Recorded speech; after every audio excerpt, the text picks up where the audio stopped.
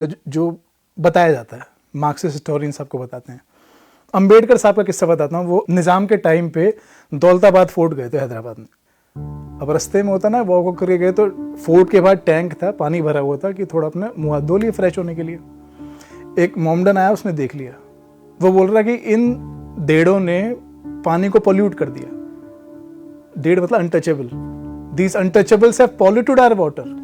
और बाकी मुसलमानों ने देख के वो भी बोलने लग गए कि अरे कितने घमंडी हो गए हैं। इतना इतना ऐसा माहौल हो गया था। अंबेडकर साहब कहते हैं कि मुझे लगा था आज तो मतलब कत्लेआम हो जाएगा यहाँ पे। तो अंबेडकर साहब गॉट एंग्री। उन्हें बोला कि ये क्या है, मतलब क्या तुम्हारा मजहब सिखाता है ऐसे ट्रीट करना है हमें? अगर हम कन्वर्ट हो जाएंगे तब भी तुम ऐसे करोगे? उन्होंने बताया मैं कौन हूँ। फिर अंदर जाने की परमिशन मिली, तब भी गार्ड भेजा साथ में कि पानी अंदर टच ना कर दें। एंड देन अंबेडकर साहब सेड कि अनटचेबिलिटी जो है, Muslims also treat us as untouchables. पर ये रिवाज बन गया है वाइट वॉश करना ना। ये झूठ क्यों फैलाया जा रहा है कि इस्लाम में कास्ट नहीं होती? अंबेडकर साहब ने खुद कहा है कि इस्लाम में कास्ट होती हैं। अपर कास्ट होते हैं आपके अशरफ, जैसे आपके शेख हो गए, सैयद हो गए, मिर्ज़ा हो गए, मुगल हो गए, पठान हो गए। वो कहते हैं देवर ईदर फॉरनर्स और descendants of converts from high upper caste Hindus. दूसरे होते हैं अजलफ, ये हो गए दर्जी, जोलाहा, फ़कीर, बढ़ई, कसाई, हज्जाम। और थर्ड आपके होते हैं अर्जल, जिन्हें सबसे लोएस्ट माना जाता है, कि जिनको मस्जिदों में घुसने की परमिशन नहीं होती या कब्रिस्तानों में नहीं होती। अंबेडकर साहब ने कहा है। और अगर इस्लाम में इतनी ही इक्वालिटी होती तो 1947 पार्टीशन के टाइम अंबेडकर साहब दलितों को वेस्ट पाकिस्तान, ईस्ट पाकिस्तान से हिंदुस्तान में आने के लिए क्यों बोलते? वो इतना हाथ थे, वो कह रहे थे कि पाकिस्तान में जबरन इन्हें कन्वर्ट कराया जा रहा है और आने नहीं दिया जा रहा है हिंदुस्तान में। हैदराबाद में घर जलाए जा रहे हैं, फोर्स कन्वर्जन हो रही है ताकि इनकी मुसलमानों कन्वर्ट करके मुसलमानों की आबादी बढ़ा सके। तो अंबेडकर साहब ने कहा कि तुम हिंदुस्तान आ जाओ। अगर इतना ही इस्लाम में सब बराबर थे, उससे कन्वर्ट होकर ऑपरेशन खत्म हो जाता है, तो अंबेडकर साहब बोलते कि वहीं रुक जाओ। उन्होंने क्यों बोला इंडिया आ जाओ? एक जोगेंद्र मंडल थे, वो जिन्ना की बातों में आगे चले गए थे। पर जब ढाका में कत्लेआम हुआ हिंदुओं का, 10,000 हिंदू मारे गए, किसी ने सुने नहीं। वो डिसइल्यूजन्ड होकर हिंदुस्तान आ गए। अब पाकिस्तान से तो आ गए, पर यहाँ से कहाँ जाएंगे? उसके बाद साहिल भाईजान की माँ डंडा ला मारने लगी। उसके बाद भाईजान चाकू से मार दिया। पुराने धर्म थे जिसमें छुआछूत था, उसकी वजह से लोगों ने छोड़ करके इस धर्म को अपनाया है। आप लोग थोड़े तादाद में हो, आप इन झंझटों को छोड़िए, आप मुसलमान हो जाइए, दीन भाई हो जाइए। आप जब दीन भाई हो जाएंगे तो ये सारे झंझट निपट जाएंगे। ना कोई बरातों में झगड़ा होगा, ना कोई चक्कर होगा, क्योंकि ये पीस की बात करता है, बराबरी की बात करता है।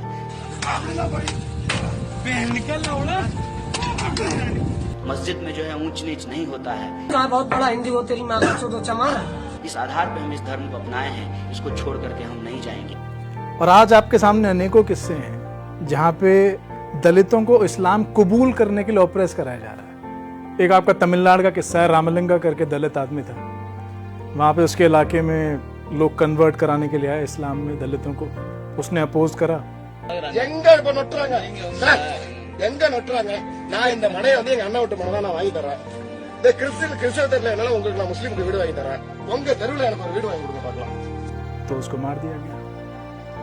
और जहाँ तक कन्वर्जन की बात आती है, अंबेडकर साहब ने खुद कहा था कि conversion to Islam and Christianity will denationalize the depressed class.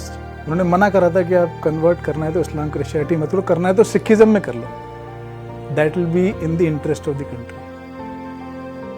आप देखो, आपको बताया गया दलित भाइयों ने कास्ट ऑपरेशन से बचने के लिए इस्लाम कबूल करा, और यहाँ पे उनको इस्लाम कबूल करने के लिए ऑपरेस करा जा रहा है 21वीं सदी में। मेवात का किस्सा हो, नूरपुर अलीगढ़ का किस्सा हो, बारात ना चढ़ने, मारपीट करें, परेशान करें, और हमने फिर प्लान बनाया कि हम जाते तो गांव छोड़ के चले तो बढ़िया। तमिलनाडु में रामलिंगा का किस्सा हो, या लड़की कविता का किस्सा हो कि ब्राह्मणों को ऑपरेशन। आपको पता अंबेडकर साहब का एक्चुअल सरनेम क्या था? अंबा वाडेकर। बिकॉज वो अंबा वाडे विलेज से आते थे, और वहाँ पे रिवाज था कि यार विलेज के आगे यार लगा के वो सरनेम हो जाता था। तो उनके टीचर थे कृष्ण जी केशव अंबेडकर। उन्हें इतना प्यार था बाबा साहब से कि अपना सरनेम उन्होंने बाबा साहब को दे दिया। अपना खाना रोज रिसेस में बाबा साहब को देते थे। और वो टीचर जो थे कृष्ण जी केशव अंबेडकर, वो ब्राह्मण थे। अंबेडकर साहब की दूसरी वाइफ शारदा कबीर 40s के डेकेड में, लेट 40s में, जब अंबेडकर साहब कॉन्स्टिट्यूशन लिख रहे थे, तबीयत ख़राब थी उनकी, काफ़ी डायबिटीज़ हो गई थी, इंसुलिन लेते थे, नींद नहीं आती थी, पैरों में रात को दर्द रहता था। तो शारदा कबीर बिकेम सविता अंबेडकर और उन्होंने ख्याल रखा बाबा साहब का।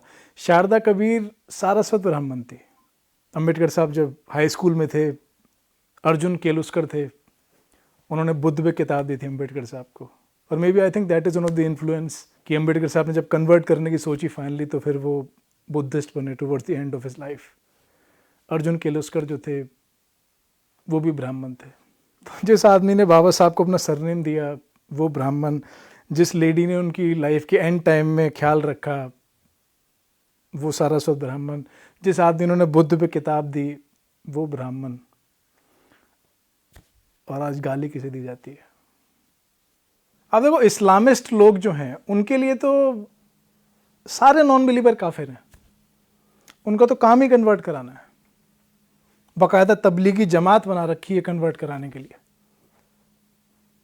तो ये बोलना कि दलितों ने ब्राह्मणों के ऑपरेशन से बचने के लिए, कास्ट ऑपरेशन से बचने के लिए कन्वर्ट करा, ये तो सरासर झूठ है। पर मैं बताता हूँ ऐसा ये क्यों मिथ्स क्रिएट करे जाते हैं। आप देखो, जहाँ जहाँ भी किसी चीज़ की मोटिवेशन इस्लामिक है तो उसको वाइट वॉश करके किसी थर्ड पार्टी को ब्लेम करा जाता है। ये रिवाज बन चुका है इस मुल्क में।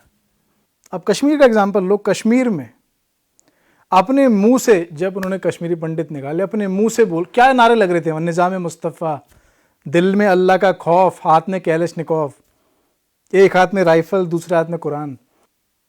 और ब्लेम किसे करा गया? ब्लेम करा गया भैया 90s में एक्सोडस इसलिए हुआ कश्मीरी पंडितों का क्योंकि 87 के इलेक्शन रिग कर दिए थे। भाई रिग किसने करे होंगे? वहां पे 2 मुस्लिम पार्टीज थी। भाई रिग करने के पहले भी सीएम मुसलमान था, रिग करने के बाद भी सीएम मुसलमान बना, तो हिंदू मार के क्यों निकाले वहां से? किसी ने पूछा नहीं ये सवाल? इतना ऑब्वियस।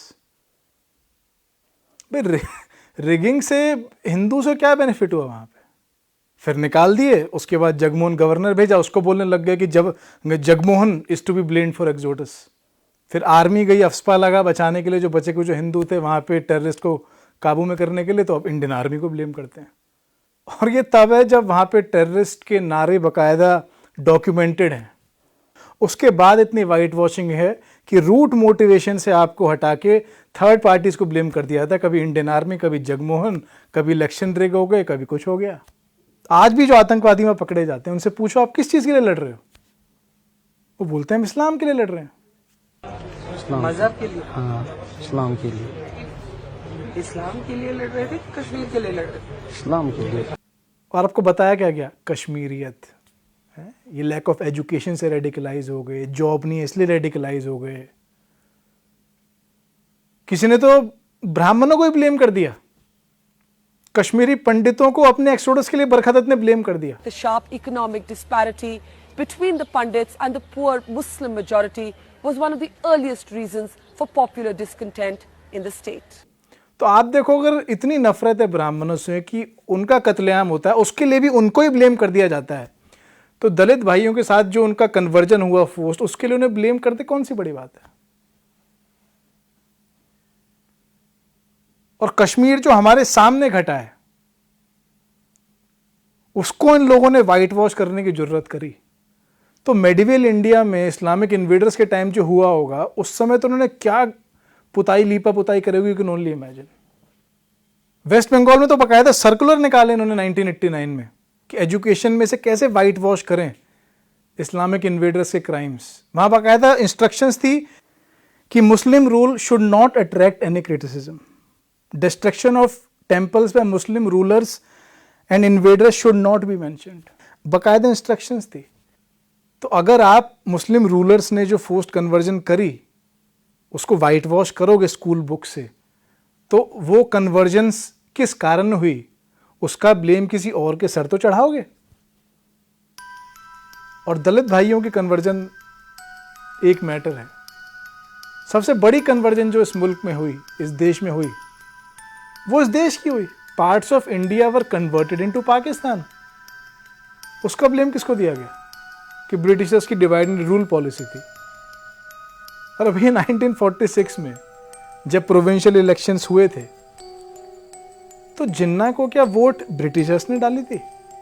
बंबई में जिन्ना 30 में से 30 सीट जीता था, मद्रास में 29 में से 29 सीट मुस्लिम लीग जीती थी, उड़ीसा में 4 में से 4, असम में 34 में से 31, यूपी में 66 में से 54, बिहार में 40 में से 34। तो ये क्या ब्रिटिशर्स ने वोट डाली थी जिन्ना को और मुस्लिम लीग को? यहीं के मुस्लिम लोगों ने डाली थी, इंडियन मुस्लिम्स ने। और इतना डॉक्यूमेंट्री एविडेंस होने के बाद दिया बोलते ब्रिटिशर्स ने, उनकी पॉलिसी से पाकिस्तान बना।